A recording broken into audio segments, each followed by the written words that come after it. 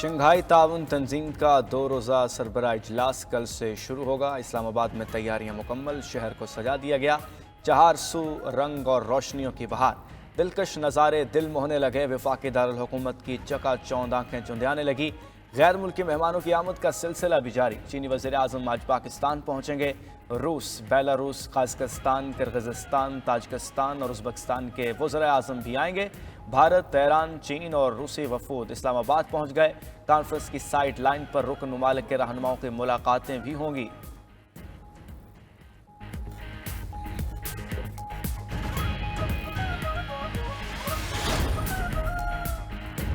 وزیر اعظم شہباز شریف سے وفاقی وزیر داخلہ محسن نقوی کی ملاقات۔ ایس سی او کانفرنس کے غیر ملکی مہمانوں کے لیے خصوصی سیکیورٹی کے پلان پر تبادلہ خیال۔ وزیر داخلہ کی وزیر اعظم کو ایس سی او کانفرنس کے سیکیورٹی انتظامات پر بریفنگ۔ سیکیورٹی کے لیے پولیس، رینجرز اور پاک فوج کے دستے تعینات۔ وزیر اعظم نے وزیر داخلہ کو ایس سی او سیکیورٹی کے حوالے سے اہم ہدایات بھی دیں۔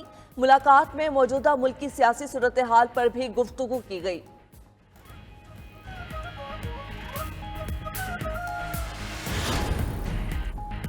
ملک کی سیاسی قیادت نے تحریک انصاف سے ملکی مفاد میں احتجاج کی کال واپس لینے کی اپیل کر دی۔ نائب وزیر اعظم اسحاق ڈار کہتے ہیں کہ سیاسی جماعت احتجاج کی کال دے کر ایس سی او سمٹ کو سبوتاژ کرنے کی کوششوں میں مصروف ہے۔ قومی اہمیت کے ایونٹ پر احتجاج مثبت پیغام نہیں، انہیں غلطی درست کرنی چاہیے۔ احتجاج ایس سی او کے بعد کر لیں۔ مولانا فضل الرحمان کی بھی پی ٹی آئی سے 15 اکتوبر کا احتجاج مؤخر کرنے کی اپیل۔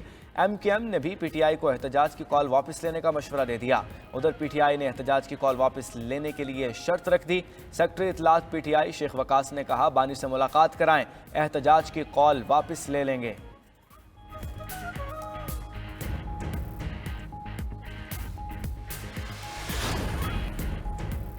آئینی ترامیم پر اتفاق رائے کے لیے پیپلز پارٹی متحرک۔ بلاول بھٹو کا سابق وزیر اعظم نواز شریف سے رابطہ۔ 26ویں آئینی ترمیم کے حوالے سے سیاسی جماعتوں کے اتفاق رائے پر بات چیت۔ جمعیت علماء اسلام سے آئینی ترمیم پر ہونے والی پیش رفت سے آگاہ کیا۔ ملک کی مجموعی سیاسی صورتحال پر بھی گفتگو ہوئی۔ بلاول بھٹو نے اپنے ٹویٹ میں وفاقی آئینی عدالت پاکستان کی ضرورت قرار دے دی۔ کہا یہ ضرورت جسٹس دوراب پٹیل کے تجربے نے ثابت کی۔ جسٹس پٹیل نے آئینی عدالت کا خیال اپنے ساتھیوں عاصمہ جہانگیر اور آئی رحمان سے شیئر کیا جو ان سے متفق تھے۔ بولے تاریخ ان لوگوں کو لیے ناگوار ہے جو سمجھتے ہیں کہ پاکستانی سیاست کا عروج بانی پی ٹی آئی اور جنرل فیض کے انقلاب پر ہوتا ہے۔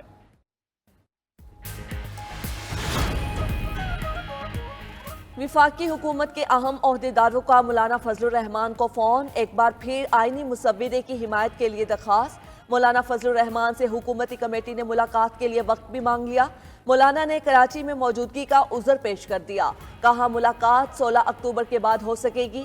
مولانا نے حکومتی عہدیداروں کو آگاہ کیا کہ اپنا آئینی ترامیم کا مسودہ پیش کر دیا ہے، اس پر پی ٹی آئی سے مشاورت کرنی ہے۔ مولانا فضل الرحمان کا اسد کیسر سے ٹیلی فون پر رابطہ، آئینی مسودے پر تبادلہ خیال۔ اسد کیسر کی مولانا کو قیادت سے مشاورت کے بعد پارٹی کے فیصلے سے آگاہ کرنے کی یقین دہانی۔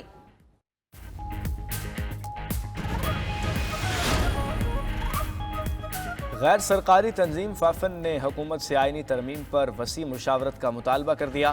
سیاسی عدم استحکام کے خاتمے کے لیے اتفاق رائے ضروری قرار۔ فیفن کا کہنا ہے کہ وفاقی حکومت 2/3 اکثریت حاصل کر بھی لے تو بھی مشاورت کرے۔ پارلیمنٹ کی مضبوطی کے لیے سیاسی جماعتوں سے ذاتی اختلافات ختم کرنے کی بھی درخواست۔ فیفن نے آئینی اصلاحات کے لیے 9 نکات بھی جاری کر دیے۔ کہا آئی ایم ایف سمیت عالمی معاہدوں کی منظوری پارلیمان سے ہونی چاہیے۔ بین الاقوامی معاہدوں کا کنٹرول پارلیمنٹ کو دیا جائے۔ آئینی عہدیداروں کی تقرری کے عمل کو بہتر کیا جائے۔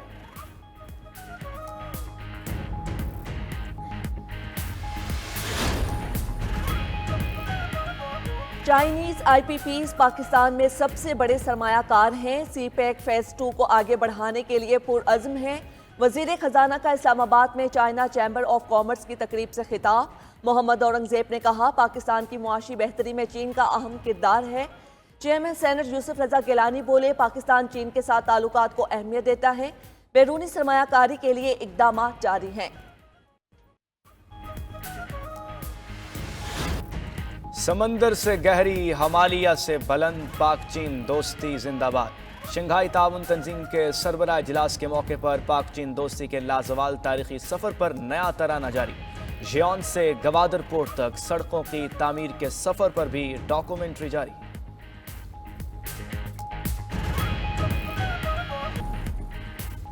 5 لاکھ ٹن چینی کی برآمد کی اجازت ملنے کے بعد بھی چینی مہنگی نہیں ہوئی۔ Executive member Pakistan sugar mills ایسوسی ایشن محمد رفیقی 92 نیوز کے پروگرام نائٹ ایڈیشن میں گفتگو، کہا پچھلے سال کسانوں کو اچھی ادائیگیاں ہوئیں۔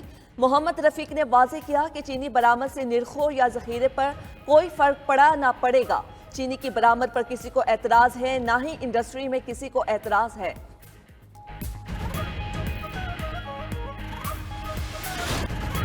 عوام ٹیکسوں کی ماری، حکمرانوں کو چاہیے شاہی سواری۔ حکومت نے ہیلی کاپٹر کے سفر پر 5 ارب روپے پھونک دیے۔ پروگرام خبر کیا ہے حقائق سامنے لے آیا۔ 5 برس میں ہیلی کاپٹرز کی سواری پر اخراجات کی تفصیلات سامنے آ گئیں۔ وزیر اعظم، وزیر داخلہ اور وزارت اطلاعات کے زیر استعمال ہیلی کاپٹرز نے 4 ارب 97 کروڑ روپے کا پیٹرول پھونک ڈالا۔ لاہور میں لوکل گورنمنٹ عملے نے اپنی جیبیں بھرنے کے لیے غیر قانونی تعمیرات کی بھرمار کر دی۔ شہر میں 500 غیر قانونی تعمیرات کا انکشاف۔ ملتان میں جنوبی پنجاب کا اکلوتا برن سینٹر عملے کی کمی کا شکار۔ 161 اسامیاں خالی، آپریشن میں تاخیر ہونے لگی۔ معروف مذہبی اسکالر ڈاکٹر ذاکر نائک کا پاکستان میں اسلامک یونیورسٹی قائم کرنے کا اعلان۔ بادشاہی مسجد لاہور سے خطاب کرتے ہوئے ڈاکٹر ذاکر نائک نے کہا، عالمی معیار کی اسلامک یونیورسٹی میں اردو، انگریزی اور عربی میں نصاب پڑھایا جائے گا۔ پاکستان کے 3 بڑے شہروں میں یونیورسٹی کا قیام عمل میں لایا جائے گا۔